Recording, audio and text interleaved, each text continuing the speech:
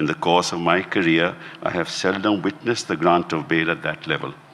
This is not just my experience, but the Chief Justice of India has said often enough that court at the highest level is burdened with matters of bail because at the level of trial courts and district and session courts. Honorable Prime Minister of India, I may take the liberty to call you Narendra Bhaiji.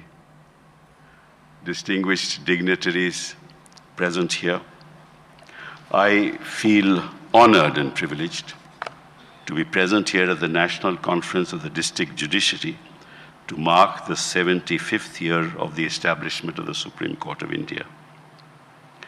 Any structure with a weak foundation will impact the edifice and eventually collapse.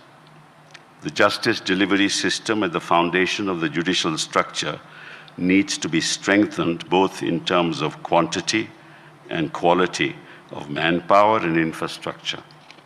Our trial court and district and session courts need to be empowered to deliver justice without fear and favor, unless people at the bottom of the pyramid have the ability to withstand the pressure the superstructure of the polity will not be able to deliver. I don't want to call the judiciary at the level of the trial court and district and session judges to be subordinate, because the judge sitting there delivers justice, and the question of being considered as subordinate to any authority is a contradiction in terms. The judiciary at that level should be instilled with the confidence that their judicial pronouncements shall never be held against them, and that they represent the spinal cord of the justice delivery system. They should have the flexibility and the independence to render judgments in accordance with law without fear or favor. The effectiveness, fairness, and integrity of the courts impacts the perception of the public on the credibility of the entire judicial system. The fact that the trial court and district and session courts are loath to grant bail in matters of some significance itself is symptomatic of the malaise that has set in. In the course of my career, I have seldom witnessed the grant of bail at that level. This is not just my experience, but the Chief Justice of India has said often enough that court at the highest level is burdened with matters of bail because at the level of trial courts and district and session courts, bail seems to be an exception. Of course, it goes without saying that the grant of bail depends on the facts and circumstances of each case, but the pronouncements of the court have in the recent past adhered to the principle that bail is the rule and jail an exception.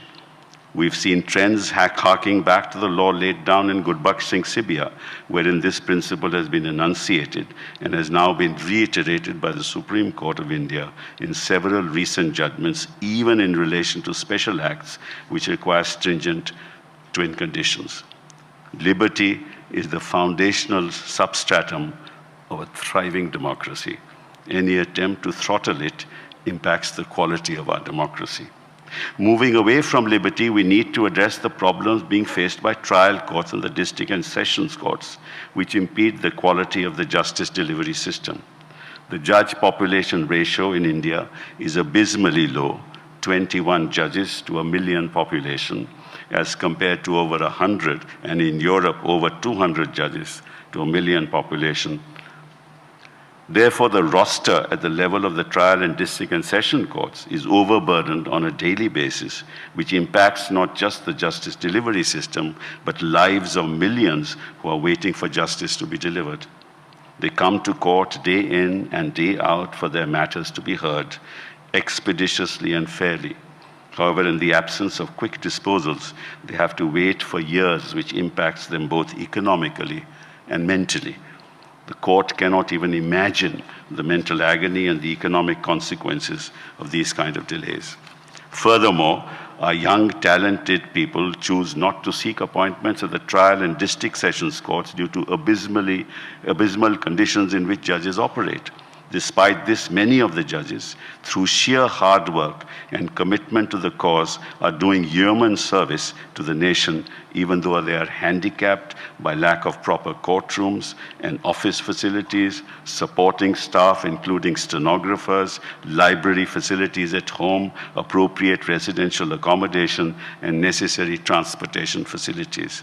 Needless to mention the meager salary that those serving the cause of the nation draw to discharge their duties.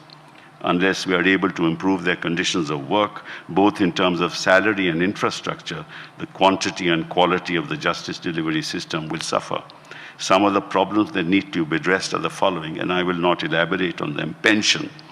Despite the fact that the Supreme Court had accepted recommendations of the Shetty Commission and subsequently the Padmanabhan Committee, the NPS was made applicable to judges of district courts from 2005 without even consulting the high courts.